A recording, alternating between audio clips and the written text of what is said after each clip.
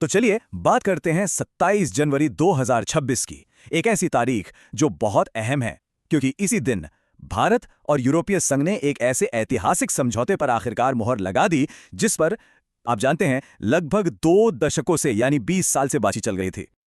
और जैसे ही इसका ऐलान हुआ ना, दोनों तरफ के नेताओं ने इसे एक बहुत ही पावरफुल नाम दिया, मदर ऑफ ऑल डील्स, यानी सभी सौदों की जननी। और इसके पीछे की वजह भी यकीन मानिए उतनी ही बड़ी हैं। तो आखिर इतना बड़ा क्यों है ये सौदा?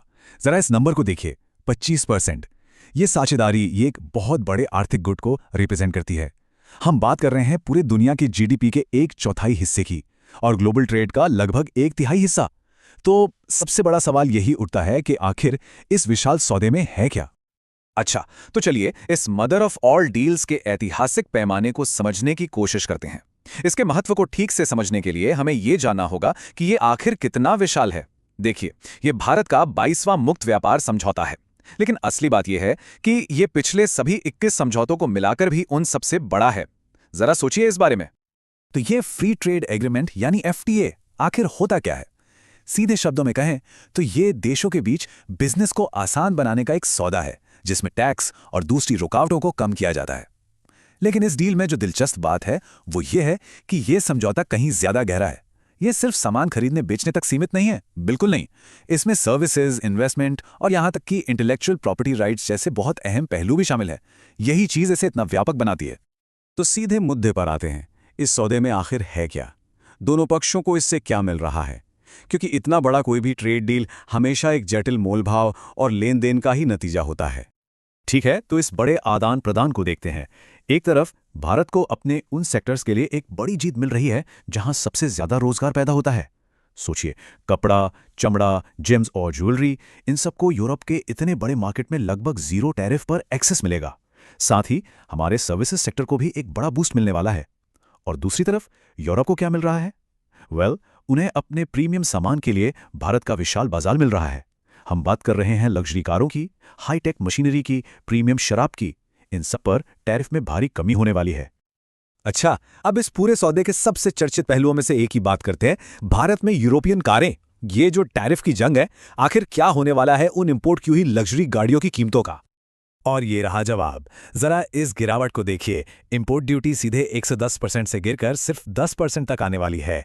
ये एक बहुत बहुत बड़ा बदलाव है। इसका मतलब ये है कि BMW, मर्सिडीज और ऑडी जैसे ब्रांड्स की कीमतें काफी हद तक कम हो सकती हैं। और हाँ, पहले से कहीं ज्यादा लोगों की पहुंच में आ सकती हैं। और सुनिए, ये सिर्फ गाड़ियों की बात नहीं है, कटौती हर तरफ हुई है। यूरोपियन वाइन का ही उदाहरण लें, टैरिफ सीधे 150% से घटकर 20 से 30% के बीच आ जाएगा। हाईटेक मशीनरी, केमिकल्स, इन पर टैरिफ लगभग 0 हो जाएगा। और ये फायदा दोनों तरफ है। हमारे अपने टेक्सटाइल और लेदर प्रोडक्ट्स भी अब यूरोप में 0 टैरिफ पर एंटर करेंगे। इसका असर लगभग हर चीज पर पड़ने वाला है। लेकिन जैसा कि हमने कहा, यह सौदा सिर्फ पैसों और व्यापार के बारे में ही नहीं है। यहाँ कुछ बहुत बड़ा हो रहा है। इस नई ग्लोबल पार्टनरशिप का एक बहुत बड़ा स्ट्रेटेजिक पहलू भी है। तो ये एक बहुत अहम सवाल खड़ा करता है, क्या ये सौदा सच में सिर्फ आर्थिक फायदों के लिए है या इसके पीछे कोई गहरी स्ट्रेटेजिक चाल भी चली जा रही है? इस सवाल का एक बड़ा हिस्सा इस जुमले में छिपा है, चाइना +1 स्ट्रैटेजी। ये ग्लोबल ट्रेंड है। दुनिया भर की कंपनियां भी ये समझ रही हैं कि वो अपनी सप्लाई चेन्स के लिए सिर्फ चीन पर निर्भर नहीं रहना चाहती। वो विकल्प ढूंढ रही हैं। और ये समझौता ये भारत को यूरोप के लिए एक मजबूत और भरोसेमंद मैन्युफैक्चरिंग हब के तौर पर स्थापित करता है।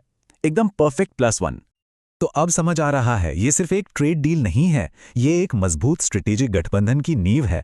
बात हो रही है सुरक्षा और रक्षा साझेदारी को गहरा करने की।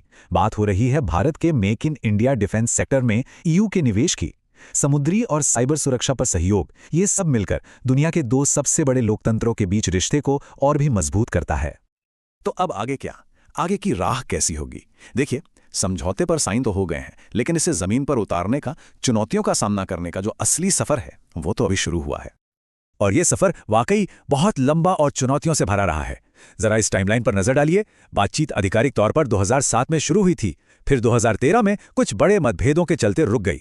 महामारी के बाद 2021 में जाकर बातचीत फिर से शुरू हुई और आखिरकार 2026 में इस ऐतिहासिक समझौते पर मोहर लगी, जिसका फेज्ड इंप्लीमेंटेशन 2027 से शुरू होने वाला है। ये एक मैराथन था, कोई स्प्रिंट रेस नहीं।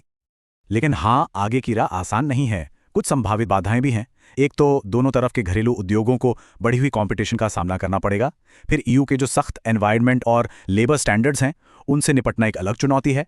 और पेटेंट और डेटा प्रोटेक्शन जैसे पेचीदा मुद्दों को भी नहीं भूलना चाहिए। ये सब बड़ी चुनौतियां हैं जिन्हें सुलझाना होगा। तो ये सब हमें आखिरी और सबसे बड़े सवाल पर लाता है, क्या ये ग्लोबल ट्रेड के लिए एक नया खाका, एक नया ब्लूप्रिंट हो सकता है? देखिए, बदलते हुए ग्लोबल समीकरणों और आर्थिक अनिश्चितता के इस दौर में दुनिया के दो सबसे बड़े लोकतंत्रों के बीच हुआ ये ऐतिहासिक सौदा शायद सिर्फ एक ट्रेड पैक्ट से कहीं बढ़कर है। ये भविष्य की अंतर्राष्ट्रीय साझेदारियों के लिए एक नया मॉडल, एक नया टेम्पलेट भी बन सकता है।